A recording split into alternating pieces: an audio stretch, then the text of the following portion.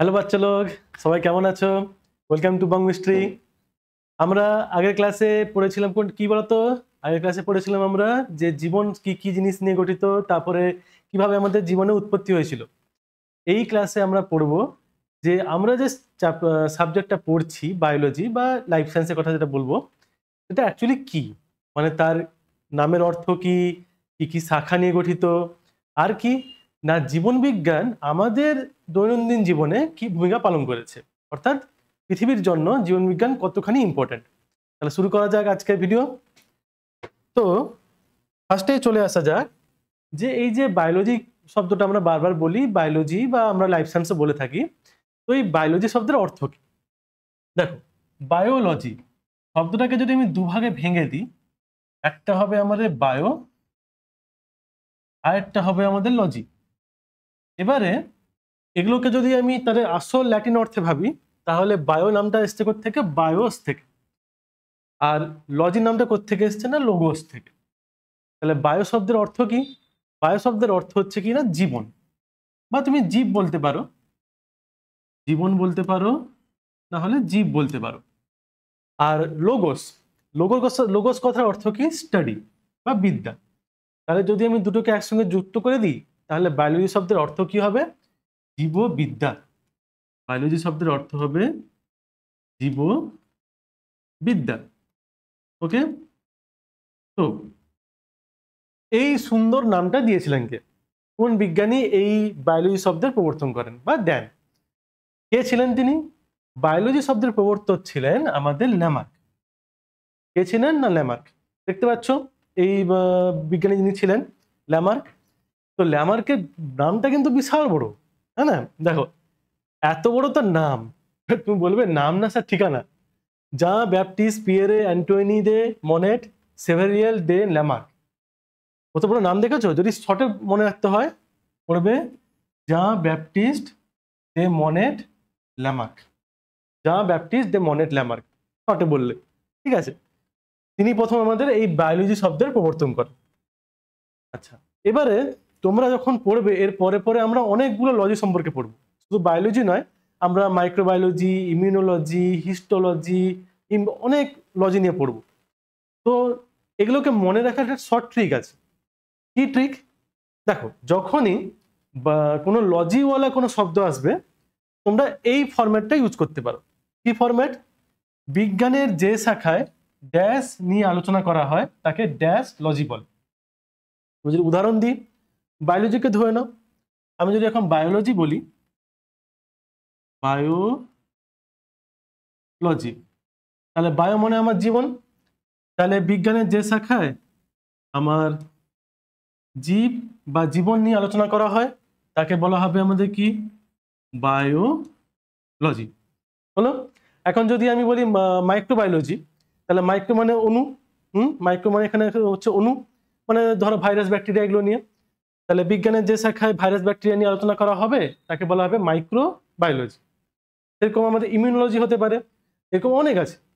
তো তোমরা যখনই এই লজি লেখা আসবে কোনো শব্দে, এই ফরম্যাটটা ইউজ করে নেবে, শর্টে হয়ে যাবে। ঠিক আছে, চলো এবারে আসা যাক যে আমরা যে বায়োলজি পড়ছি, বায়োলজি কিন্তু শুধু একটা সাবজেক্ট নয়, এটা একটা ধরে নাও একটা গাছের মতো। এই গাছের অনেক শাখা পোশাখা আছে। আরে অনেক শাখা পোশাখা মানে অনেক কিছু পড়তে হবে আমাদেরকে, শুধু একটা শুধু জিনিস নিয়ে নয়, অনেক কিছুর মিশ্রণ এটা। তো সেই হিসাবে আমরা যদি প্রধান দুটো শাখায় ভাগ করি বায়োলজিকে, বায়োলজি হচ্ছে মূলত দুটো প্রকারের, দুটো শাখা, দুটো প্রকার বলছি, দুটো শাখা। একটাকে বলা হচ্ছে উদ্ভিদ বিজ্ঞান, আর একটাকে বলা হচ্ছে কিনা আমাদের প্রাণী বিজ্ঞান। উদ্ভিদ বিজ্ঞানকে আমরা বলে থাকি কি না বোটানি, আর প্রাণী বিজ্ঞানকে আমরা বলে থাকি কি না জুলজি। Botany, zoology. হয়তো ভবিষ্যতে তোমরা এই দুটো নিয়ে কোনো একটা কিছু পড়তে পারো, বা এরও আরো অনেক শাখা আছে সেগুলো নিয়ে হয়তো পড়তে পারো। যেমন আমি নিজের কথা বলি, আমি পড়েছি হিউম্যান ফিজিওলজি নিয়ে, সে সম্পর্কে বলবো আমরা। তো দেখো, উদ্ভিদ বিজ্ঞান কথা অর্থ বুঝতেই পারছো যে বিজ্ঞানের মানে বায়োলজির যে শাখাতে আমরা শুধু উদ্ভিদ নিয়ে আলোচনা করি, মানে একটা নির্দিষ্ট উদ্ভিদের কেমন দেখতে, তার গঠন, তারপরে তার মধ্যে কি কি ঘটনাগুলো ঘটছে, এসব সবকিছু নিয়ে আলোচনা করব। তাকে বলা হবে উদ্ভিদ বিজ্ঞান বা বোটানি। আর জুলজি কথা অর্থ কি? যেখানে দেখবে জু লেখা আছে এই জু কথার অর্থ সবসময় হয় প্রাণী। কি বললাম? জু কথার অর্থ সবসময় হয় প্রাণী। তাহলে জুলজি মানে হচ্ছে বিজ্ঞানের যে শাখাতে প্রাণী নিয়ে আলোচনা করা হবে তাকে বলা হবে জুলজি। দেখতেই পাচ্ছ দুজন লোক সব এই সব প্রাণী নিয়ে আলোচনা করছে, এখানে কাজকর্ম করছে। এই দেখো কত সুন্দর কেঁচো, দেখো কত সুন্দর ঘাস ফড়িং, দেখো হ্যাঁ না, মৌমাছিও আছে। তাহলে জুলজি আর বোটানি। এবারে দেখে নি ওই দুজন ব্যক্তির নাম যাদেরকে আমরা বলি ফাদার অফ জুলজি আর ফাদার অফ বোটানি। দেখো অ্যারিস্টটলকে আমরা বলে থাকি ফাদার অফ বায়োলজি এবং ফাদার অফ জুলজি। দুটো নামই দুজনের বাবা ইনি, ফাদার অফ বায়োলজি আর ফাদার অফ জুলজি। আর থিওফ্রাস্টাস কে ছিলেন? থিওফ্রাস্টাস ছিলেন আমাদের ফাদার অফ বোটানি। দুটো কিন্তু শর্ট কোশ্চেন, ভালো শর্ট কোশ্চেন করে রাখবে যে ফাদার অফ বায়োলজি বা ফাদার অফ জুলজি কাকে বলা হয়? অ্যারিস্টটলকে। আর ফাদার অফ বোটানি কাকে বলা হয়? না আমাদের থিওফ্রাস্টাসকে। ঠিক আছে, এবারে আসা যাক যে এবারে আমরা যাব একটা শাখায়, মানে প্রথমে মূল শাখা, মূল এটা ভেঙেছে তার আবার কতগুলো শাখা। প্রথমে আসি আমাদের জৈব রসায়ন। জৈব রসায়ন কথার অর্থ কি? জৈব বা জীব রসায়ন বা বায়োকেমিস্ট্রি। বায়ো প্লাস কেমিস্ট্রি, মানে এটাকে যদি ভেঙে দিই বায়োলজি, বায়োলজি প্লাস কেমিস্ট্রি, দুটোকে মিলে তৈরি হয় কি আমাদের? না বায়ো কেমিস্ট্রি। মানে বিজ্ঞানের যে শাখায় আমার রসায়ন আর জীববিদ্যা দুজনকে মিক্সচার করা আছে তাকে বলা হবে আমাদের বায়োকেমিস্ট্রি।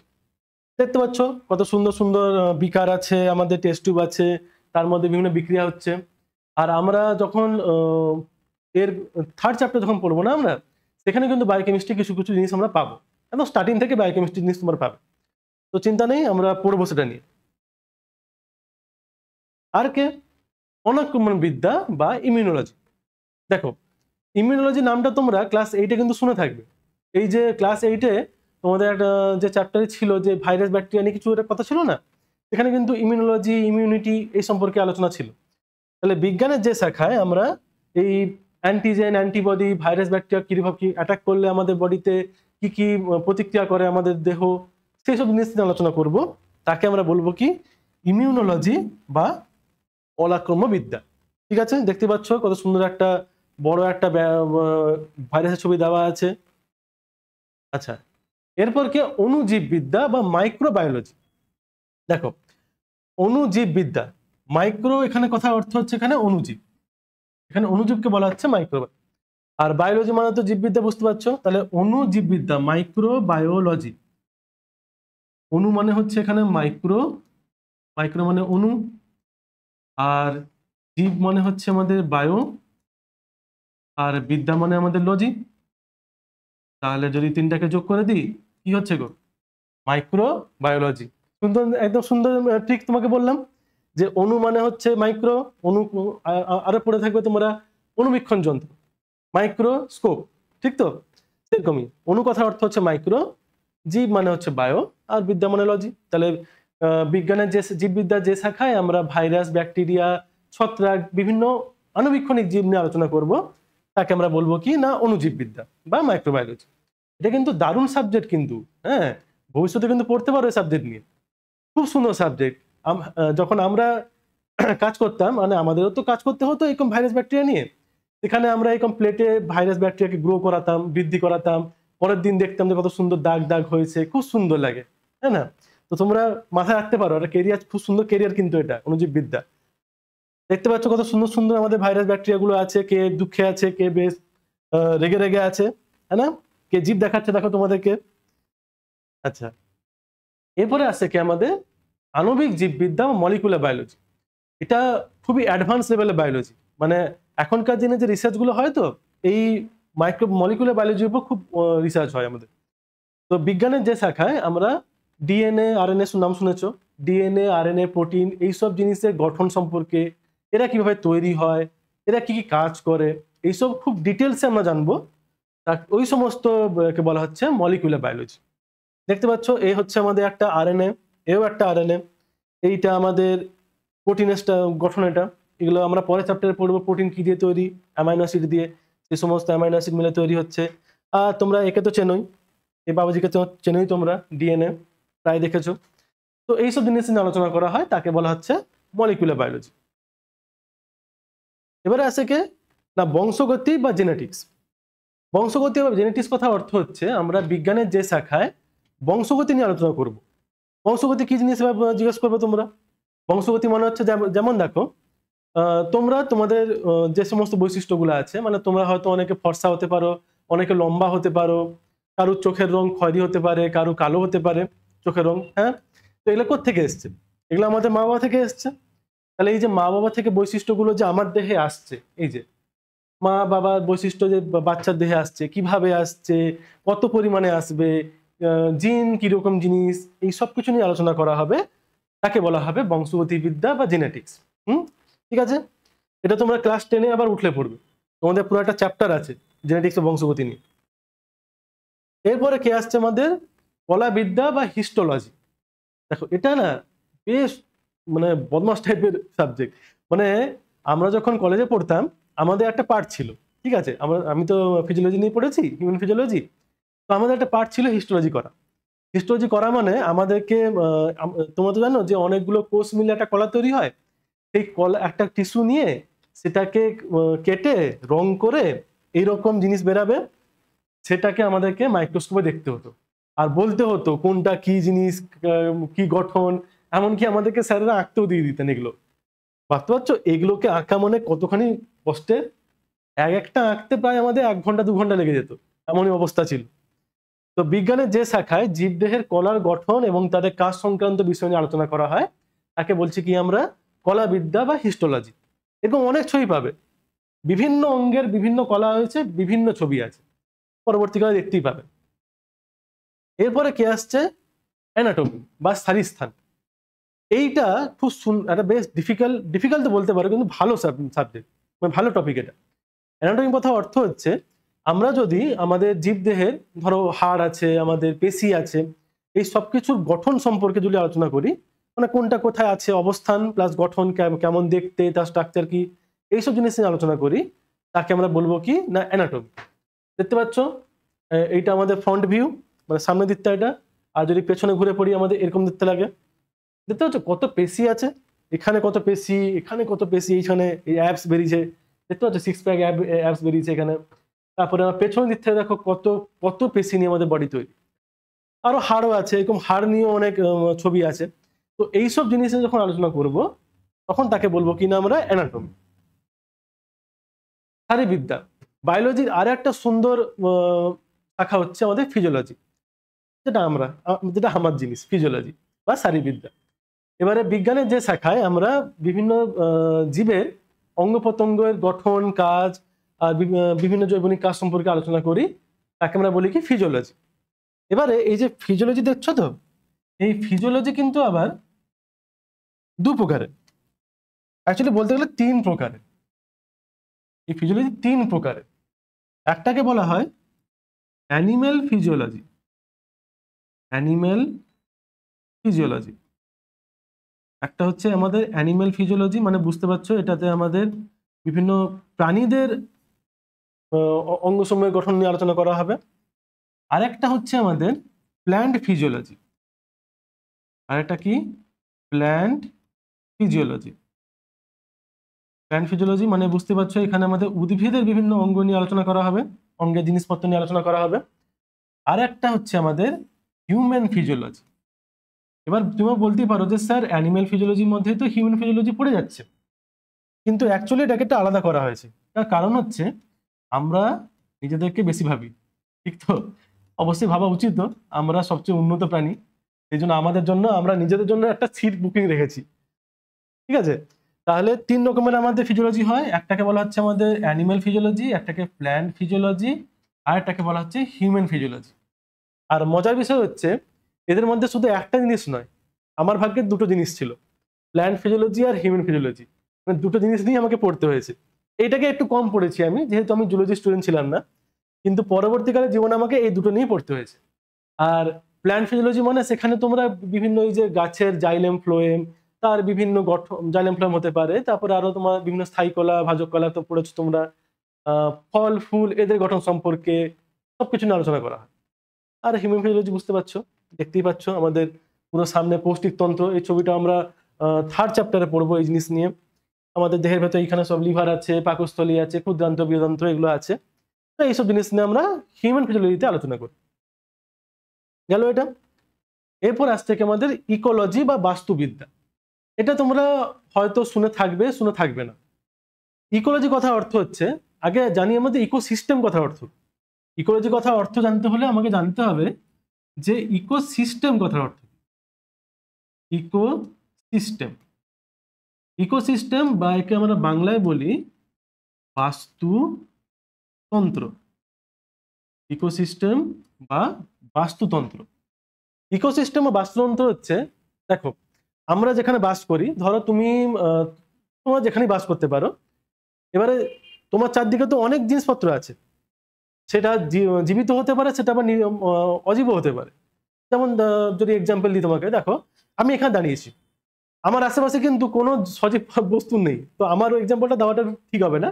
তোমরা বাইরে বেরালে তোমার চারদিকে তো তোমার পরিবেশ আছে, সেই পরিবেশের মধ্যে তোমার অজীব উপাদানও আছে, যেমন সূর্যালোক, এখন রোদ বেরিয়েছে, রাত্রেবেলা চাঁদ বেরাবে, সূর্যালোক হতে পারে, গরম আছে মানে উষ্ণতা, তারপরে ধরো পাথর হতে পারে, আরো আমাদের বায়ু প্রবাহ হতে পারে, জল হতে পারে, এগুলো সব অজীব উপাদান। আর হচ্ছে সজীব উপাদান কি হবে? সজীব উপাদান তোমার বন্ধু বান্ধব হতে পারে, মা বাবা হতে পারে, আশেপাশে বিভিন্ন প্রাণী হতে পারে।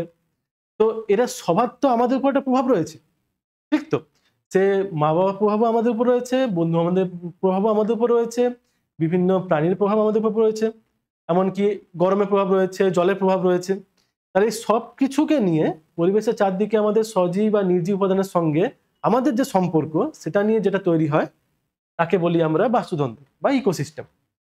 বিজ্ঞানের যে শাখায় ইকোসিস্টেমের সম্পর্কে আলোচনা করা হবে তাকে বলা হবে আমাদের ইকোলজি, ওই যে লজি, বুঝে নাও। তাহলে বিজ্ঞানের যে শাখায় জীবের বাসস্থান এবং পরিবেশের সঙ্গে তার আন্তঃসম্পর্ক, এইটা নিয়ে আলোচনা করা হবে, তাকে বলা হবে আমাদের না ইকোলজি।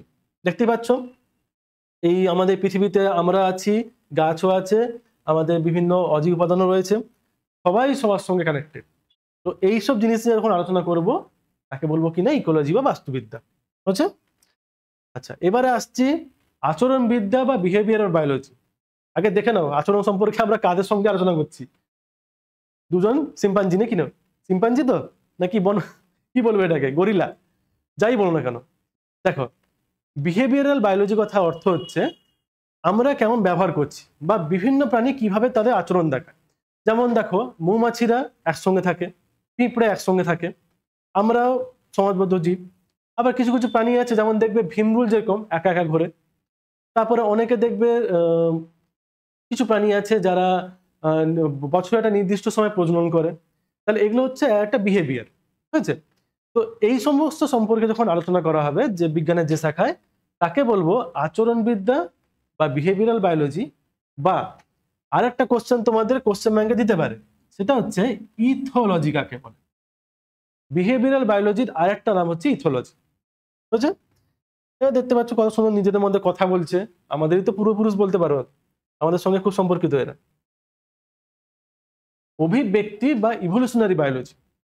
অভিব্যক্তি কথা অর্থ হচ্ছে, যদি অর্থটা মুখে বলি তুমি বুঝতে পারবে না হয়তো, ছবি দেখো প্রথমে। দেখো, প্রথমে আমরা এরকম বানর ছিলাম, ধীরে ধীরে বানরটা ধীরে ধীরে মানুষ হওয়া স্টার্ট করলো, আদিম মানুষ হলো, আর আজকের দিনে স্যুট প্যান্ট পরে, জামা প্যান্ট পরে তোমাদের সঙ্গে লেকচার করছি আমি, ঠিক তো? তাহলে কি ধীরে ধীরে তোমাদের পরিবর্তন হয়েছে, এরকম করে ধীরে ধীরে আমাদের পরিবর্তন হচ্ছে। আর এই পরিবর্তনটা হচ্ছে মন্থর আর হচ্ছে গতিশীল, মানে ধীর কিন্তু থেমে নেই, মন্থর গতিশীল প্রক্রিয়া। মন্থর গতিশীল প্রক্রিয়া, যার ফলে কি হচ্ছে বলতো, সরল জীব, কোন সরল জীব ধীরে ধীরে ধীরে ধীরে কিসে পরিণত হবে, জটিল জীবে পরিণত হবে। সরল জীব জটিল জীবে পরিণত হয়, ওই প্রক্রিয়াকে বলা হচ্ছে কি না, অভিব্যক্তি বা ইভলিউশন। তাহলে যে যে মন্থর গতিশীল প্রক্রিয়ায় সরল জীব ধীরে ধীরে জটিল জীবে পরিণত হয় তাকে বলা হচ্ছে অভিব্যক্তি। আর বিজ্ঞানের যে শাখা এটা নিয়ে আলোচনা করা হবে তাকে বলা হবে আমাদের ইভলিউশনারি বায়োলজি বা আমাদের অভিব্যক্তি বায়োলজি। অভিব্যক্তি কি বলবো, অভিব্যক্তির একটি শাখা, এটা মানে বায়োলজি একটি শাখা। তাহলে জীববিজ্ঞানের যে শাখায় জীবের উৎপত্তি ক্রমবিকাশ সম্পর্কে আলোচনা করা হয় তাকে বলা হচ্ছে আমাদের অভিব্যক্তি। আরেকটা শাখা হয়ে গেল আমাদের।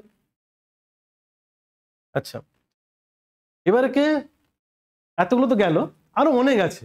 মানে আমি যদি শাখা এখন ভাঙতে যাই না, এখন বিশাল বড় গাছ জঙ্গল হয়ে যাবে, গাছ কি জঙ্গল হয়ে যাবে। তো এইটুকু থাকুক।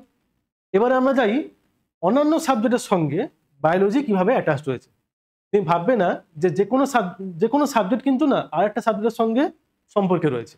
যেমন ফিজিক্সে কিছু জিনিস তোমরা কেমিস্ট্রিতে পাবে, তারপর বায়োলজি কিছু জিনিস তোমার কেমিস্ট্রিতে পাবে, কেমিস্ট্রি কিছু জিনিস বায়োলজিতে পাবে। সেরকম বায়োলজির সঙ্গে যদি ফিজিক্স অ্যাটাচ থাকে, তাহলে তাকে বলবো আমরা বায়োফিজিক্স। বায়োলজি একটু ঠিক করে দিয়ে দাঁড়াও। বায়োলজি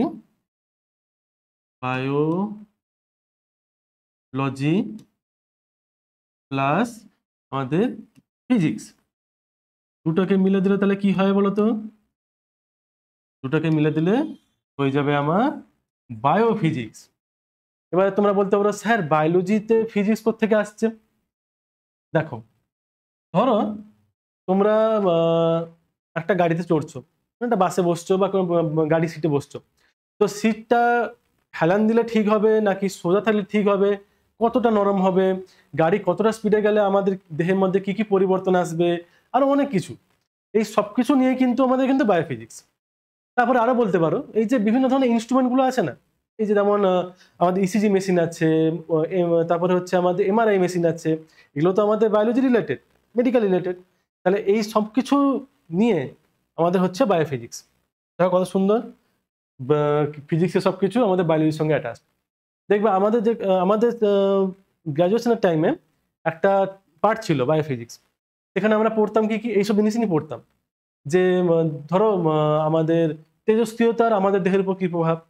তারপর তোমার যখন লিফটে চড়বে, লিফটে দেখবে যখন আমরা উঠি লিফটে তখন একটু ভারী ভারী লাগে বডিটাকে, আর যখন লিফট নিচে নামে তখন দেখবে নিজেকে হালকা লাগে, যেন হালকা ফিল হচ্ছে, লাগে তো। তো এইগুলো কেন হচ্ছে সবকিছু আমাদের এই বায়োফিজিক্সে পড়তে হয়, বুঝছো? আচ্ছা, আরেকটা আছে কিনা বায়োমেট্রি। মেট্রি কথা অর্থ হচ্ছে পরিমাণ করা, মানে মিতি মানে কোনো কিছু মাপা। তো বায়োমেট্রি হচ্ছে জীববিজ্ঞানের যে শাখায় আমরা পরিসংখ্যান দিয়ে কোনো জিনিসকে মাপছি তাকে বলা হবে আমাদের জীবমিতি বা বায়োমেট্রি। তোমরা ধরো যাদের চশমা লেগেছে, যেমন আমার চশমা লেগেছে, তোমাদের এরকম অনেকে আছে যাদের চশমা লেগেছে। তোমরা দেখবে যখন ডাক্তারের কাছে তোমরা গেছিলে, সেখানে একটা মেশিনের সামনে তোমাদেরকে বসিয়ে দিয়েছিল, তারপর একটা ছোট্ট ঘর দেখাচ্ছিল, সেখানে ঘরটা একবার ফোকাস হচ্ছে একবার ডিফোকাস হয়ে যাচ্ছে। তো এই যে এগুলো কি হচ্ছে, আমাদের চোখের পাওয়ার মাপার জন্য এগুলোকে ইউজ করা হচ্ছে। সেরকম ধরো তোমাদের ঘরে অনেকের হতে পারে, অনেকের ঘরে ডায়াবেটিসের পেশেন্ট আছেন। তো ডায়াবেটিসের পেশেন্টের কত ব্লাড সুগার আছে সেটা মাপা হয়। তারপরে ধরো কারুর অ্যানিমিয়া হয়েছে, তো তাদের আরবিসি কত কমে গেছে, এগুলো সব মাপা হয়। তো এই যে মাপাগুলো, এগুলো যে শাখায় করা হয়ে থাকে তাকে বলা হচ্ছে বায়োমেট্রিক, হলো। আচ্ছা, আর একটা জিনিস আমাদের এবার দেখবো কি, এই চ্যাপ্টারে বইতে কিন্তু অবশ্যই ডাক মারবে এইটাকে, এই পাবলিকটাকে, বায়োনিক্স কাকে বলে। প্রায় আসে, মানে বিশ্বাস করবে না, প্রায় আসে। তোমরা কোশ্চেন ব্যাংক খুললেই এই জিনিসটাকে প্রায় পাবে, বায়োনিক্স বা বায়ো ইলেকট্রনিক্স কাকে বলে। তো নাম শুনে বুঝতে পারছো কার সাথে কে জুড়বে। Biology plus electronics, biology plus electronics. ইলেকট্রনিক্সের নিক্স এসে গেল, বায়োতে বায়ো এসে গেল, দুটাকে মিলে হয়ে গেল আমাদের কে বায়োনিক্স। তো কি জিনিস বায়োনিক্স? ছবিটা দেখে কি বোঝার চেষ্টা করছো, কি মানে একটু বোঝার চেষ্টা করো, কি বুঝতে পারছো? মনে হচ্ছে একটা মেকানিক্যাল হাত কারু একটা অন্য লোকের হাতের সঙ্গে জুড়ে আছে, ঠিক তো? ভবিষ্যতে এরকম একটা দিন আসতে চলেছে যেখানে আমাদের বডি আর রোবটের বডি একসঙ্গে হয়ে যাবে, আমরা অ্যান্ড্রয়েড টাইপের হয়ে যাব। মোবাইলে অ্যান্ড্রয়েডের মতো নয়, কিন্তু আমরা হিউম্যানয়েড হয়ে যাব তখন, মানে রোবট আর মানুষ এক হয়ে যাচ্ছে এরকম। তো এখনকার যদি বলি, ধরো কোনো মানুষের হাত নেই, হাত না থাকলে সে কতখানি কষ্ট জীবন বুঝতে পারছো, বা কারো পা নেই, তো ধরো হাত নেই, তো এই হাত না থাকলে হাতের কাজটা করবে কি করেছে? তো এখন নতুন একটা অ্যাডভান্স একটা টেকনোলজি বেরিয়েছে এখনকার দিনে, যেখানে রোবোটিক হাতকে এই হাতের সঙ্গে জুড়ে দেওয়া হয়, মানে তুমি যা করতে চাইবে সেই হাতের মাধ্যমে সেটা হয়ে যাবে। তো এই সব জিনিসগুলো আমরা এই বায়ো ইলেকট্রনিক্সে করে থাকি বা বায়োনিক্সে করে থাকি, যেখানে বিভিন্ন রোবটের কাজ ফাজ বা হতে পারে আমরা অন্যান্য ইলেকট্রনিক্সের জিনিসপত্র, ধরো আমাদের এখন তোমরা ইলন মাস্কের নাম শুনেছো, ইলন মাস্ক, তো তার এখন নতুন আইডিয়া হচ্ছে আমাদের এখানে চিপ বসানো মাথায়। তো এই যে জিনিসগুলো এগুলো হচ্ছে বায়োনিক্সের আন্ডারে পড়ে। খুবই খুবই অ্যাডভান্স একটা স্ট্রিম এটা। মানে জুলজি বোটানি এগুলো ছিল অনেক প্রাচীন টাইপের, বলতে গেলে অনেক আগে থেকে চলছে, কিন্তু এগুলো হচ্ছে যত টেকনোলজি অ্যাডভান্সড হচ্ছে তত এইসব স্ট্রিমগুলো আসছে। তো আমি আশা করবো তোমাদের মধ্যে কিছু কিছু মানুষ বা বেশিরভাগ মানুষই এই সব স্ট্রিমের দিকে যেন তাকায়, কেন ভবিষ্যৎ কিন্তু এইসব জিনিসেই টিকে আছে, তাই না? বুঝতে পারছো? কেন যুগ পাল্টাচ্ছে অনেক। আর একটা বায়োনিক্সের পর যেটা আর একটা ইম্পর্টেন্ট জিনিস দাগ মেরে রাখে বইতে, প্রত্নজীববিদ্যা বা প্যালিওন্টোলজি। প্রত্নজীববিদ্যা বা প্যালিওন্টোলজি। তো বলার আগে ছবিটাকে দেখো, কি দেখে বুঝতে পারছো? এটা কিন্তু হাতি নয়, এটা কিন্তু ম্যামথ। ম্যামথের নাম শুনেছো তো ইতিহাসে? ম্যামথ বিশাল আকৃতি হাতি ছিল একসময়। তো এটা এমন একটা শাখা প্যালিওন্টোলজি যেখানে আমরা জীবাশ্ম নিয়ে আলোচনা করি, ফসিল বা জীবাশ্ম নিয়ে আলোচনা করি। জীবাশ্ম মানে বুঝতে পারছো, জীব প্লাস অশ্ব, মানে জীবের ছায়া, ছায়া বলবো জীবের ছাপ, মানে বুঝতে পারছো কি জিনিস? এই যে এরকম আমরা পাথরের গায়ে এরকম পেয়ে যাই না, ধরো এরকম পাথর, তার উপরে ভেতরে এরকম একটা দাগ ছাপ পেয়ে গেলাম কোনো একটা প্রাণীর। তো এইসব জিনিসে যখন আলোচনা করব যে শাখায়, তাকে বলবো আমরা প্যালিওন্টোলজি। বুঝেছো? দেখতে পাচ্ছ এরকম একটা ছবি। আরো আমরা জীবাশ্মতে অনেক, যেমন ডাইনোসর পাওয়া গেছিল, তো ডাইনোসরও তো এই পাওয়াটাও এই প্যালিওন্টোলজি আন্ডারে পড়ে যাচ্ছে, ঠিক আছে? এবার অনেকে বলতে পারে যে আর্কিওলজিও তো আছে, আর্কিওলজি কি, তাহলে আর্কিওলজি বলবো না কেন? দেখো, আর্কিওলজি হচ্ছে যে কোনো পুরনো জিনিস, যে কোনো পুরনো জিনিস নিয়ে আলোচনা করলে, আর তারই আন্ডারে যদি স্পেসিফিক্যালি আমরা জীবাশ্ম নিয়ে আলোচনা করি, তাকে বলবো আমরা প্রত্নজীববিদ্যা বা প্যালিওন্টোলজি, হলো? আচ্ছা, এবার হচ্ছে কিনা অ্যানথ্রোপোলজি। অ্যানথ্রোপো, এই অ্যানথ্রোপো কথার অর্থটা আগে জেনে নিই। অ্যানথ্রোপো কথার অর্থ হচ্ছে মানুষ, মানে আমরা যারা বসছি, যারা এখানে, আমি যেখানে কথা বলছি তোমরা বসছো শুনছো, মানুষ। তো বিজ্ঞানের যে শাখায় মানুষ নিয়ে আলোচনা করা হবে, মানুষ নিয়ে কথার অর্থ হচ্ছে মানুষের কালচার, মানুষের উৎপত্তি, মানুষের ইতিহাস, এইসব জিনিস নিয়ে আলোচনা করা হবে, তাকে বলা হবে কিনা নৃবিদ্যা বা অ্যানথ্রোপোলজি। তো সবাই কত মজাই আছে, এখানে একটা ফসিল পাওয়া গেছে, দেখো কত রিল্যাক্স করছে, একদম কঙ্কালটা বসছিল ফসিল হয়ে গেছে, ঠিক আছে? তো এইসব জিনিসে যখন আলোচনা করব তখন তাকে বলবো আমরা অ্যানথ্রোপোলজি বা নৃবিদ্যা। বুঝছে? এখানে আমরা কালচার নিয়ে আলোচনা করি, ধর্ম নিয়ে আলোচনা করি, বুঝছে? বায়োজিওগ্রাফি বা আমার জীব ভৌগোলিক বিদ্যা। তো নাম শুনে বুঝে গেছে নিশ্চয়ই, আমাকে বলতে হচ্ছে, আশা করছি আমাদেরকে বলতে হবে না বেশি। তাহলে biology, biology plus geography, biology plus geography, দুটো মিলে হয়ে গেল আমাদের বায়োজিওগ্রাফি। বায়োজিওগ্রাফি, যেমন এখন যদি তোমাদেরকে আমি জিজ্ঞেস করি, আচ্ছা বলো তো ক্যাঙ্গারু কোথায় পাওয়া যায়? ও অবশ্যই অ্যান্সার দেবে স্যার ক্যাঙ্গারু জানি অস্ট্রেলিয়াতে পাওয়া যায়। তো আমি এখন যদি বলি যে তুষার চিতা কোথায় পাওয়া যায়, তোমরা অবশ্যই বলবে যে মেরু অঞ্চলের দিকে পাওয়া যাবে। সেরকম পোলার বিয়ার পাওয়া যেতে পারে মেরু অঞ্চলের দিকে, পেঙ্গুইন মেরু অঞ্চলে পাওয়া যায়। আবার যদি তোমাকে বলি যে বলো তো উট কোথায় পাওয়া যায়, তোমরা বলবে স্যার অবশ্যই আমাদের মরুভূমি আছে। তাহলে তুমি কিন্তু এটা বলতে পারছো যে কোন ভৌগোলিক অঞ্চলে কোন প্রাণী আছে, এমনকি কত পরিমাণেও আছে সেটা বলা যেতে পারে। তাহলে যখন ভৌগোলিক অঞ্চল অনুযায়ী আমরা কোনো জীবের, কোনো উদ্ভিদ প্রাণী দুটি হতে পারে, কোনো জীবের বিস্তৃতি, কেমন ভাবে তারা আছে, তাদের অভিযোজন, এইসব জিনিস নিয়ে আলোচনা করব, তাকে বলা হবে কি আমাদের, না বায়োজিওগ্রাফি।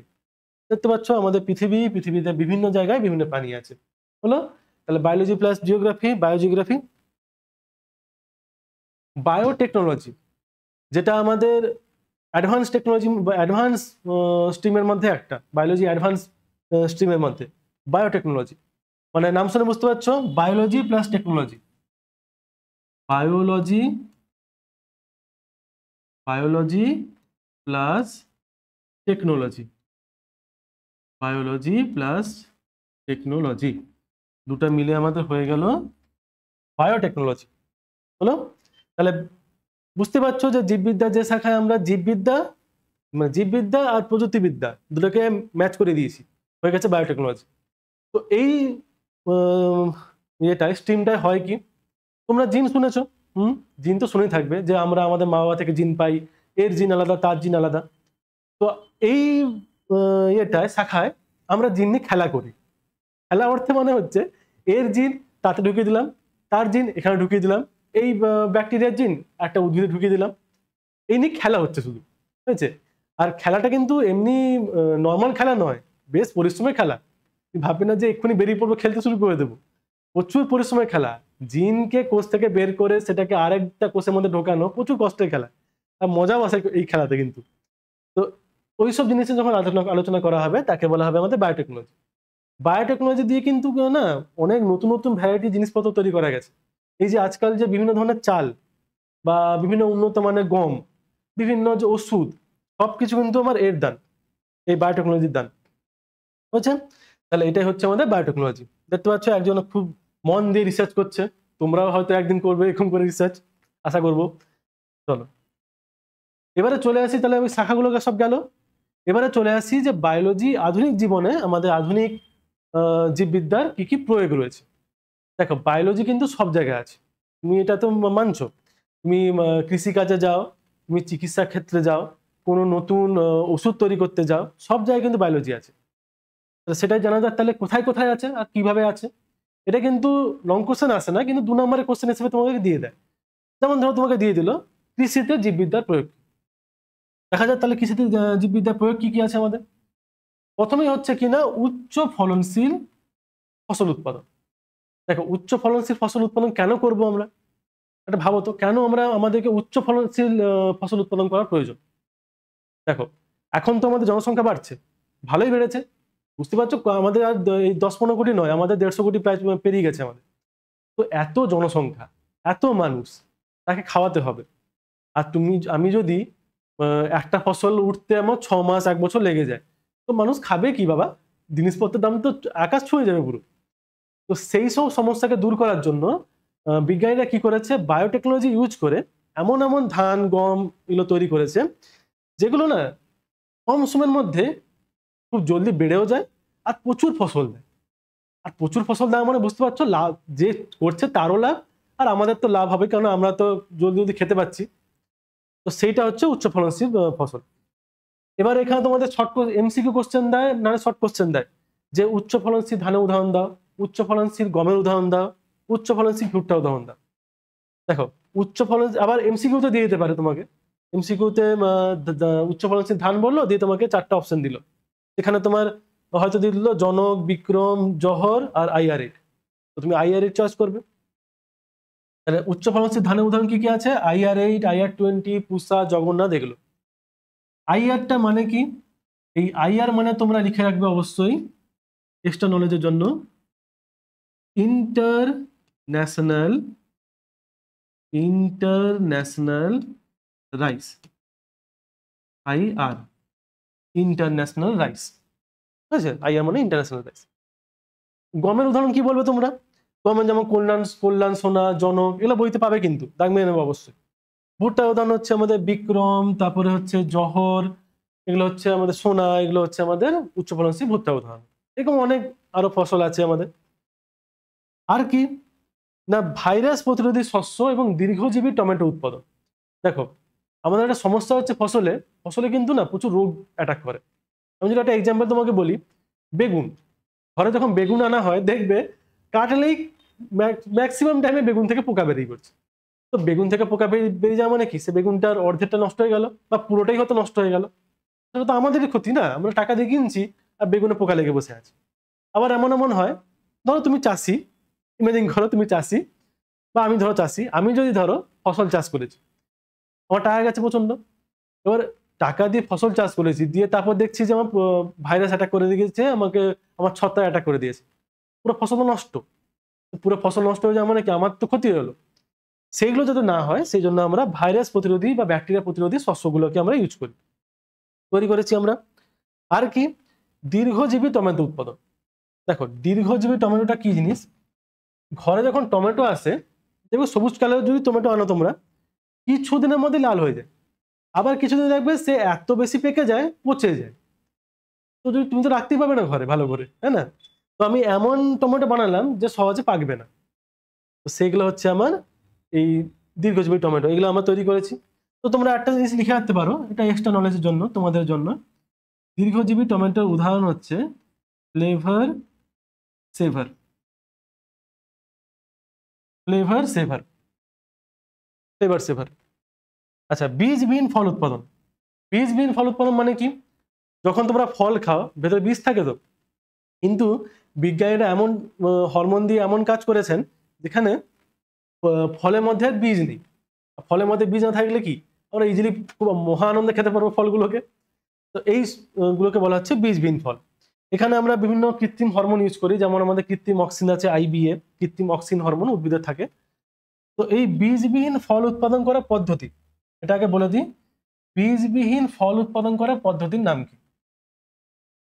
বীজবিহীন ফল উৎপাদন করার পদ্ধতিকে বলা হয় পার্থেনোকার্পি। কি বললাম? পার্থেনোকার্পি, বীজবিহীন ফল উৎপাদনের পদ্ধতি। ইংলিশে যদি লিখি এরকম, পার্থেনোকার্পি, পার্থেনোকার্পি হলো। তাহলে এটা বীজবিহীন ফল উৎপাদনের পদ্ধতি।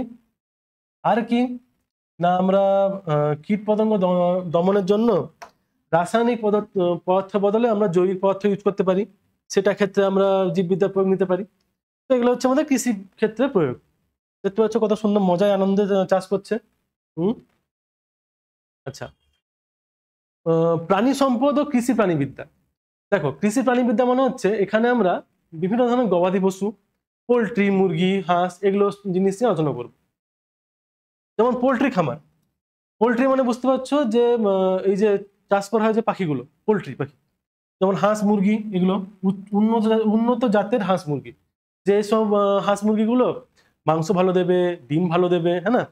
তো সেগুলোর জন্য নাম মনে রাখবে, খাকি ক্যাম্বেল, হোয়াইট লেগ হর্ন, এগুলো হচ্ছে আমাদের, এ হচ্ছে আমাদের খাকি ক্যাম্বেল আমাদের হাঁসের উদাহরণ, আর মুরগি উদাহরণ হচ্ছে আমাদের হোয়াইট লেগ হর্ন। ঠিক আছে? মৎস্য চাষে, মৎস্য চাষ বা পিসি কালচার বলি আমরা এটাকে। মৎস্য চাষে আরেকটা নাম হচ্ছে পিসি কালচার। পিসি মানে কিন্তু বাবার বোন নয়, বা অন্য কেউ নয়, এটা পিসি কালচার মানে হচ্ছে মৎস্য চাষ।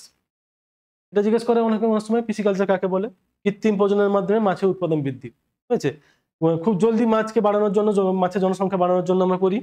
গবাদি পশু পালন, গবাদি পশু মানে জানি আমরা, অনেকের বাড়িতে তোমার থাকবে গরু থাকবে, অনেকে মহিষ থাকে, এগুলোকে উন্নত মানের গরু যারা বেশি দুধ দেবে, এগুলোর জন্য আমরা ইউজ করি অধিক দুগ্ধ প্রদায়ী গাভী, মুলতানি, শাহিওয়াল, এগুলো নাম মনে রাখবে। মৌমাছি পালন, মৌমাছি পালন আমরা কিন্তু না, তোমার এইটা কিন্তু পড়েছিলে, মৌমাছি পালনেরটা মনে পড়ছে নামটা? কৃত্রিম পদ্ধতিতে মৌমাছি পালন, এপিকালচার, এপিকালচার। তো এপিকালচার পদ্ধতিতে আমরা কি করি? মৌমাছি পালন করি, দিয়ে মৌমাছি থেকে, মৌচাক থেকে আমরা মধু পেলাম, আরো মোম পেলাম। ঠিক তো? তাহলে এটা হচ্ছে আমাদের কৃষি প্রাণীবিদ্যার ক্ষেত্রে আমাদের বায়োলজির ভূমিকা। আচ্ছা, আর কি? পরিধেয় উৎপাদন। পরিধেয় মানে হচ্ছে কসমেটিক্স, বিভিন্ন ধরনের কসমেটিক্স হতে পারে, বা তুলা, পাট, শন, এগুলো সব গাছ থেকে পাই। তো এগুলো চাষ করা টেকনিক কি, ওইসব জিনিসগুলো আমরা করতে পারি। রেশম জানো আমরা, রেশম চাষ হয় আমাদের এতে, রেশম মত থেকে আমাদের রেশম পাই আমরা, রেশমের শাড়ি হয়। আর সবচেয়ে ইম্পর্টেন্ট হচ্ছে চিকিৎসা বিজ্ঞানে জীববিজ্ঞানের ভূমিকা। এটা কিন্তু খুব ভালো 2 নম্বরের কোশ্চেন। দেখো, চিকিৎসাবিদ্যার ক্ষেত্রে আমাদের কি কি লাগবে? আমাদের চিকিৎসাবিদ্যায় আমাদের বিভিন্ন অ্যান্টিবায়োটিক তৈরি করতে পারি, ভ্যাকসিন তৈরি করতে পারি, বিভিন্ন ওষুধ তৈরি করতে পারি। ঠিক? অ্যান্টিবায়োটিক, কয়টা অ্যান্টিবায়োটিকের নাম মনে রাখবে।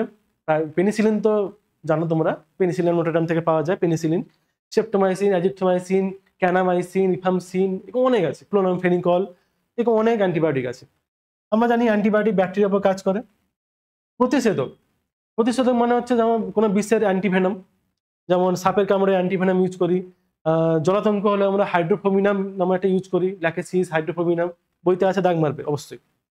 ভ্যাকসিন, ভ্যাকসিন আমরা জানি যে কোনো রোগ হওয়ার আগে যদি আমরা তার আগে থেকে টিকা নিয়ে নিই তাহলে আমাদের রোগটা হয় না। হলেও ক্ষতিকর হয় না। তো সেই ভ্যাকসিন তৈরি করতে এটা কিন্তু বিশাল বড় একটা জিনিস। করোনার ক্ষেত্রে তোমরা ভালো করে জেনেছো, সবাই নিয়েছি আমরা ভ্যাকসিন, কোভিশিল্ড হোক বা কোভ্যাক্সিন হোক। এই ভ্যাকসিনেশন করে কিন্তু মানুষ এতদিন বেঁচে আছে, মানে মানুষের মৃত্যু হারটা কমে গেছে। তাহলে একসময় এমন ছিল প্লেগ হওয়ার জন্য ইউরোপের অর্ধেক জনসংখ্যা উড়ে গেছিল, তাই না? তো ভ্যাকসিনেশনের জন্য। আর জেনেটিক ইঞ্জিনিয়ারিং মানে হচ্ছে আমরা ওই যে জিন নিয়ে খেলা। আমরা আমাদের দেহের, জানো তোমরা যে ডায়াবেটিস হলে ইনসুলিনের অভাব হয়, ঠিক তো? তো যা ধরো একজন ইনসুলিন পেশেন্ট, মানে ইনসুলিন ডায়াবেটিসের পেশেন্ট একজন, তাকে যদি ইনসুলিন দিতে হয়, ইনসুলিন কোত্থেকে নেবে? আমার বাড়ি থেকে নেবে না তোমার বাড়ি থেকে নেবে? তো কি করা হয়, কৃত্রিমভাবে আমরা ইনসুলিন তৈরি করি। স্যার বলবো তোমরা, স্যার কৃত্রিমভাবে ইনসুলিন কিরকম তৈরি করবো? সেটা তো আমাদের বডির মধ্যে আছে, ল্যাবে কি করে তৈরি করবো? বিজ্ঞান অনেক এগিয়ে গেছে, আমরা জেনেটিক ইঞ্জিনিয়ারিং ইউজ করে এই কৃত্রিম ইনসুলিন বানিয়ে ফেলি। কৃত্রিম ইনসুলিনের একটা নাম দিয়েছে দেখো, হিউমিউলিন। কৃত্রিম ইনসুলিনের একটা নাম দেওয়া আছে দেখো, হিউমিউলিন। হিউমিউলিনকে যদি ভেঙে দিই আমি, তাহলে হয় কি, হিউম্যান ইনসুলিন। হিউম্যান ইনসুলিন একটা কোম্পানি ছিল যার নাম ছিল এলি লিলি। এই এলি লিলি কোম্পানি প্রথম এই হিউমিউলিনটা তৈরি করেছিলেন। এই প্রথমেই হিউমিউলিনটা তৈরি করেছিলেন, হিউম্যান ইনসুলিনটা তৈরি করেছিলেন। তো খুব বিশাল বড় লাভ হয়েছিল এতে আমাদের। আর এই সব জিনিস তৈরি করতে না আমরা বিভিন্ন ভাইরাস ব্যাকটেরিয়াকে ইউজ করে নিই। বিভিন্ন ভাইরাস ব্যাকটেরিয়া, মানে ভাইরাস বলবো না, বিভিন্ন ব্যাকটেরিয়াকে আমরা ইউজ করে নিই। ইকোলাই তো আছে, জানো ইকোলাই আমাদের সব জায়গায় ইউজ হয়ে যায়। আচ্ছা, ঠিক করে দিই, তারপরে এগাচ্ছি, চলো। এরপরে আসছে কি আমাদের সবশেষে মহাকাশ গবেষণায় আমাদের বায়োলজি কিভাবে সাহায্য করবে। দেখো, মহাকাশে তো অক্সিজেন নেই, আর সেখানে আমরা গিয়ে আম গাছ লাগিয়ে দেবো না যে চলো সেখানে গিয়ে গাছ লাগাই, হবে না সেটা। কেন, সেখানে বায়ুমণ্ডল নেই, গাছ বাঁচবেও না, জলও নেই। তো সেখানে এবারে ভাবো, তুমি ধরো তুমি যখন বড় হয়েছো, তুমি নাসায় জয়েন করেছো। তো নাসা তোমাকে পাঠিয়েছে একটা বড় রিসার্চের জন্য মহাকাশে। তুমি ধরো 6 মাস ধরে একটা মহাকাশের একটা স্পেস স্যাটেলের মধ্যে বসে আছো। তো সেখানে এতদিন অক্সিজেন দেবে কে তোমাকে? এখান থেকে তো আর বেলুনে নিয়ে গিয়ে অক্সিজেন তুমি নেবে না। তো সেখানকার মানুষ, মানে নাসা কি করেছে বা আমাদের বিজ্ঞানীরা কি করেছেন, একটা স্পেশাল শৈবালকে ইউজ করলেন। শৈবালটার নাম কি ছিল? ক্লোরেল্লা। শৈবালটার নাম কি ছিল না? ক্লোরেল্লা। এই ক্লোরেল্লা শৈবাল কি করতে পারে? শৈবাল তো ছোট ছোট টাইপের, ছোট বড় গাছ তো না, এরকম এরকম ছোট ছোট শৈবাল, সবুজ কালারের। তো এ সূর্য থেকে আলো পেত, অক্সিজেন কার্বন ডাইঅক্সাইড পেতো কার কাছ থেকে? মহাকাশচারীদের কাছ থেকে। আর জল তুমি স্প্রে করে দাও, ব্যাস, সূর্যালোক, কার্বন ডাইঅক্সাইড, জল, তিনটা পেয়ে গেল, করে দেবে সালোক সংশ্লেষ। আর সালোক সংশ্লেষ করলেই তৈরি হয়ে যাবে অক্সিজেন, ব্যাস হয়ে গেল, অক্সিজেন পেয়ে গেলাম আমরা। সেখানকার যারা মহাকাশচারীরা আছে আরামসে সেখানে বেঁচে থাকলো, হলো। এইভাবে আমরা মহাকাশ ক্ষেত্রেও কিন্তু আমরা বায়োলজিকে ইউজ করতে পারি, মহাকাশের ক্ষেত্রেও আমরা বায়োলজিকে ইউজ করতে পারি, হলো। আচ্ছা, আর কোথায়? এবারে এগুলো তো বিশেষ বিশেষ গেল, এবারে আরো কিছু কিছু ক্ষেত্রে আছে, যেমন হচ্ছে যেমন হচ্ছে তেল অনুসন্ধান। তেল অনুসন্ধানটা কি জিনিস? তেল তো জানো, পেট্রোলের কথা বলছি, পেট্রোল, ডিজেল, এসব খনিজ তেলগুলো সমুদ্রের তলদেশ থেকে কিভাবে বের করতে হবে, সেখানে কোনো ভাইরাস ব্যাকটেরিয়াকে আমরা ইউজ করতে পারবো নাকি, তেলটাকে কেমিক্যালি রিয়াকশন করার জন্য কোনো ভাইরাস ব্যাকটেরিয়া ইউজ করতে পারবো নাকি, সেগুলো নিয়ে। বন্যা ভূমিকা রোধ করার জন্য আমরা মানুষের মধ্যে জাগরুকতা ছড়াতে পারি। আর হচ্ছে জনসংখ্যা রক্ষা করার জন্য, জনস্বাস্থ্য রক্ষা করার জন্য, জনস্বাস্থ্য রক্ষা বুঝতে পারছো, বিভিন্ন ওষুধ, তারপরে হচ্ছে বিভিন্ন সচেতনতা বৃদ্ধি করা, এগুলো। জনসংখ্যা বিস্ফোরণ নিয়ন্ত্রণের জন্য। আমরা জানি যে আজকের দিনে দাঁড়িয়ে আমাদের জনসংখ্যা প্রচুর বেশি, যত বেশি জনসংখ্যা হবে তত বেশি কিন্তু ঝামেলা। জনসংখ্যা বাড়লে মানে আমাদের বাসস্থানের অভাব, খাদ্যের অভাব ঘটবে, চাকরি তো বুঝতে পারছো আজকের দিনে পাওয়া কত কষ্ট, সবাই ঘুরে বেড়াচ্ছে। তো এইসব জিনিসগুলোকে নিয়ন্ত্রণ করার জন্য আমাদেরকে জনবিস্ফোরণ নিয়ন্ত্রণ করতে হবে, মানে পপুলেশন বার্স্ট বা পপুলেশন বেড়ে যাওয়াকে নিয়ন্ত্রণ করতে হবে। সেটার জন্য আমরা বিভিন্ন মানুষদের বোঝাতে পারি, সচেতনতা বৃদ্ধি করতে পারি। তো এগুলো সবগুলো ছিল আমাদের বায়োলজির কি কি অ্যাপ্লিকেশনগুলো আছে। তাহলে আরেকবার ঝালিয়ে নিই, যে আমরা কৃষি ক্ষেত্রে আমরা ইউজ করতে পারি, তারপরে প্রাণী সম্পদ, কৃষি প্রাণীবিদ্যার ক্ষেত্রে আমরা ইউজ করতে পারি, তারপরে হচ্ছে আমাদের বিভিন্ন পরিধেয় উৎপাদনের ক্ষেত্রে আমরা ইউজ করতে পারি, চিকিৎসা বিজ্ঞানের ক্ষেত্রে ইউজ করতে পারি, মহাকাশে বিদ্যাতে আমরা ইউজ করতে পারি, আর হচ্ছে এইসব কাজে আমরা ইউজ করতে পারি। হলো? তাহলে দেখো কোথা থেকে আমরা স্টার্ট করেছিলাম, বায়োলজি থেকে, এলাম কতগুলো শাখা নিয়ে, তাই না? বুঝতে পারলে তাহলে সবকিছু জিনিস? তাহলে এইভাবে বায়োলজি এতটা এগিয়েছে আর এইভাবে এত শাখা ছড়িয়েছে, আর সব দিকে আমাদের উপর কিন্তু প্রভাব বিস্তার করছে। বুঝা গেল?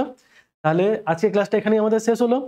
পরের ক্লাসে আমরা এই চ্যাপ্টারে বাকিগুলো করব, যেখানে আমরা ট্যাক্সোনমি সম্পর্কে আলোচনা করব, মানে শ্রেণীবিন্যাস সম্পর্কে, আরো পরপর উদ্ভিদের শ্রেণীবিন্যাস, প্রাণী শ্রেণীবিন্যাস, এগুলো চলতে থাকবে।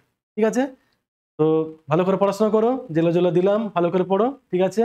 আর কোশ্চেনগুলো যখন দেওয়া হবে অবশ্যই যেন প্র্যাকটিস করে রাখো। ওকে, বাই বাই।